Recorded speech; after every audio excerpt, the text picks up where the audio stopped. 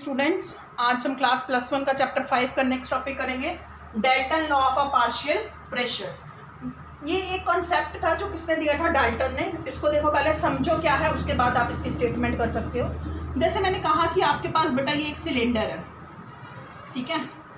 इस सिलेंडर में मैंने बोला कि आपके पास हाइड्रोजन गैस है जिसका प्रेशर कितना है, 50 mm।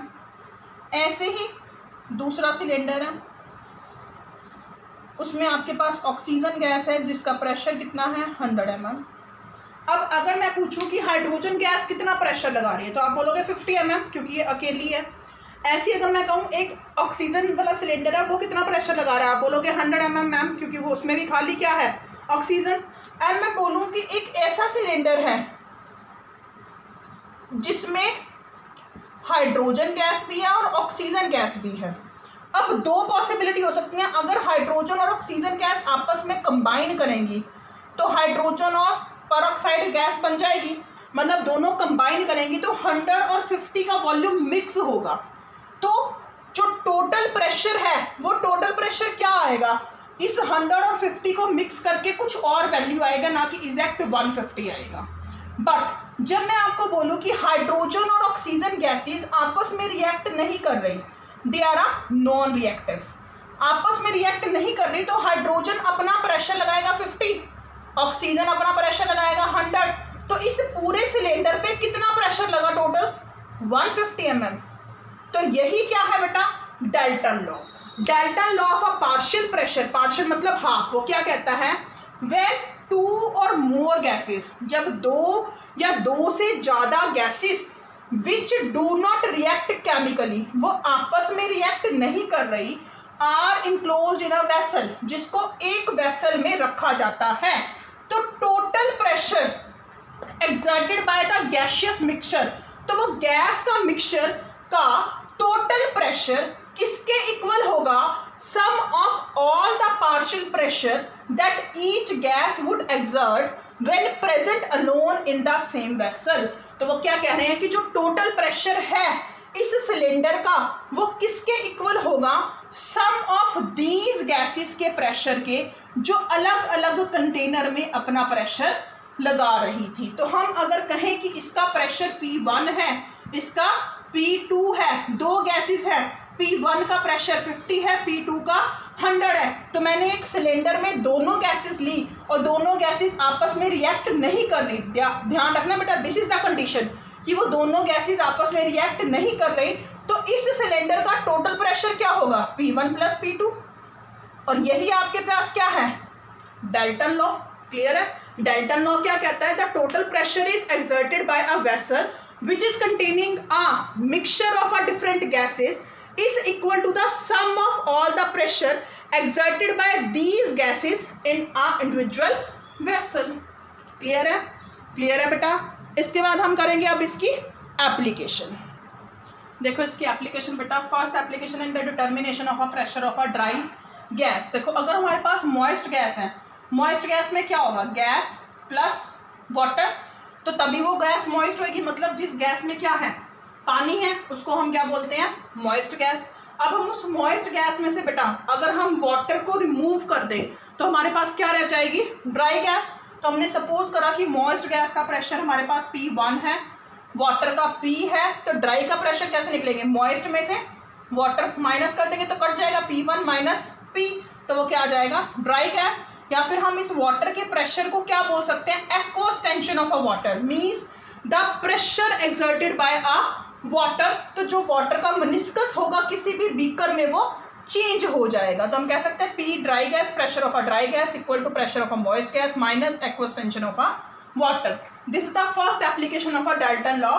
Second is the in the calculation of the partial pressure of a mixture. हमने कहा कि लेट्स सपोज हमारे पास एक मिक्सचर है, ए मिक्सचर, कोई भी एक मिक्सचर है, वो A, B और C से मिलके बना हुआ है। हमें पता है आइडियल गैस इक्वेशन क्या होती है, क्या है बेटा ideal gas equation, PV = nRT। तो अगर हमारे पास, हमने कहा कि हर एक गैसेस का प्रेशर अलग होगा, वो प्रेशर किस पे डिपेंड करता है, उसके नंबर ऑफ मोल्स पे।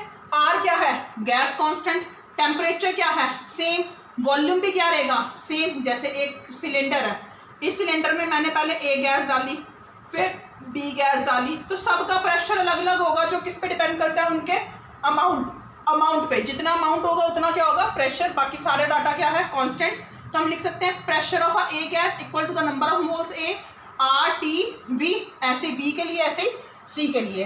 अब हमें पता है डाल्टन लॉ क्या कहता है कि टोटल प्रेशर किसके इक्वल है, the sum of the partial pressure of all gas. 3 gases हैं ए बी सी, तो तीनों के प्रेशर के सम के बराबर हो गया। P is equal to P A P B P C, इनकी जगह इनकी वैल्यूज पुट कर देंगे, जिसमें से आर टी और वी क्या है, कॉमन निकल जाएगा, तो क्या आ जाएगा, n A plus n B plus C. तो हम इस इक्वेशन से बेटा कर सकते हैं P A divided by P लेके जाएं तो ये किसके इक्वल होगा, number of a mole fraction. इन दोनों इक्वेशंस को इक्वेट करेंगे, equate these two equation, both equation को इक्वेट करेंगे तो हमारे पास आ जाएगा P A divided by P equal to n A divided by n A plus n B plus n C. N क्या है, number of moles of a A, number of moles of A B and C, जो किसके equal होता है, मोल fraction के। आपको पता है ना, अगर हमने ए का मोल फ्रैक्शन निकालना है एक्स, ए किसके इक्वल होगा, number of moles of A plus divided by A B सी।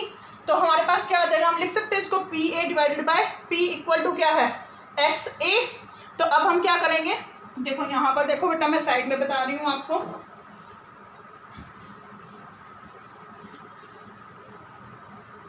क्या आया हमारे पास, P A divided by P is equal to X A आ गया।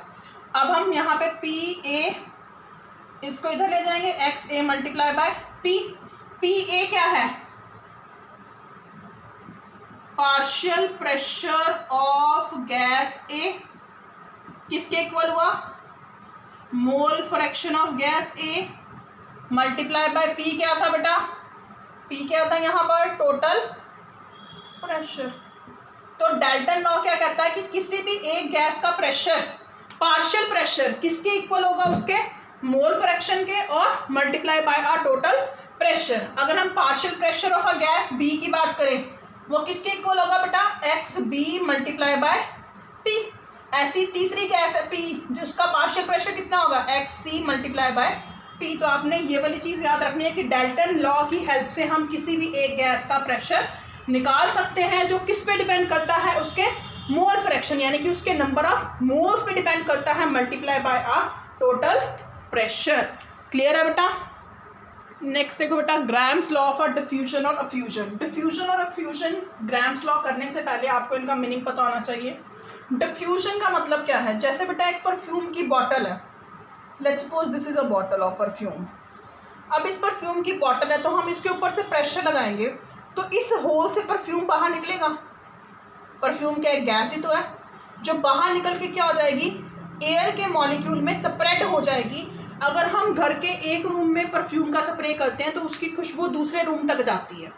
तो जो mixing of that perfume particles into a air is called a diffusion. Diffusion का मतलब क्या है, mixing of a gas particle into a atmosphere is called a diffusion. Clear है बेटा। और अफ्यूजन क्या है कि जिस होल से, it is a point of ejecting the gas outside, कि जिस होल से गैस बाहर निकली, that hole is called a effusion. ठीक है, डिफ्यूजन का मतलब mixing of gas with the air, effusion the hole from which the gas is exited, gas is emitted, उसको हम क्या बोलते हैं, अफ्यूजन। तो ग्राम लॉ क्या कहता है, under the similar condition of a temperature and pressure, जो टेम्परेचर और प्रेशर है that should be constant, same होना चाहिए। तो जो रेट ऑफ डिफ्यूजन और अफ्यूजन है, मीन्स कि निकलना और जो मिक्सिंग है गैस की, डिफरेंट गैसेस की, वो इनवर्सली प्रोपोर्शनल है किसके, square root of their density. मतलब हम ये कह सकते हैं कि जो रेट ऑफ डिफ्यूजन है, it is inversely proportional to their square root of their density.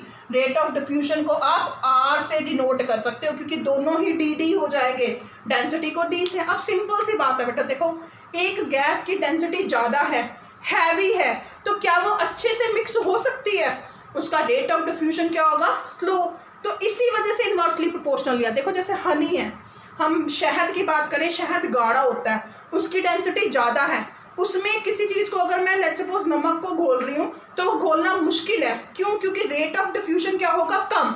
जबकि मैं नमक को पानी में घोलूं तो पानी की डेंसिटी कम है, तो उसमें रेट ऑफ डिफ्यूजन क्या है, अच्छा, तो रेट ऑफ डिफ्यूजन क्या है, inversely proportional to the square root of their density. तो हमने कहा दो गैसेज हैं, एक 1 और एक 2। गैस 1 की डेंसिटी क्या है, D1, गैस 2 की डेंसिटी क्या है, D2। गैस 1 का रेट ऑफ डिफ्यूजन क्या है, R1, गैस 2 का रेट ऑफ डिफ्यूजन क्या है, this is a rate of diffusion और अफ्यूजन। और ग्राम लॉ क्या कहता है कि rate of diffusion of a one gas is inversely proportional to the square root of their density. ऐसे R2 सेकंड गैस का हो जाएगा। अब दोनों को डिवाइड करेंगे तो क्या आएगा, R1, देखो ऐसे आएगा ना बेटा, R1 under the root D1। अब इसको R2 से डिवाइड करेंगे तो इसके अंडर द रूट D2 आएगा ना, तो ये D2 कहाँ चला जाएगा, ऊपर। तो हम लिख सकते हैं R1 divided by R2 is directly proportional to D2 by D1 का स्क्वायर रूट। और ये क्या था आपके पास, Graham's law of a diffusion. आपने इनकी बेटा स्टेटमेंट ही करनी है, इनके कोई भी न्यूमेरिकल नहीं है। आई होप आप सबको समझ आ गया होगा। आज की क्लास में बेटा इतना ही करेंगे, कोई भी डाउट होगा you can ask. Thank you and have a nice day. Bye bye everyone.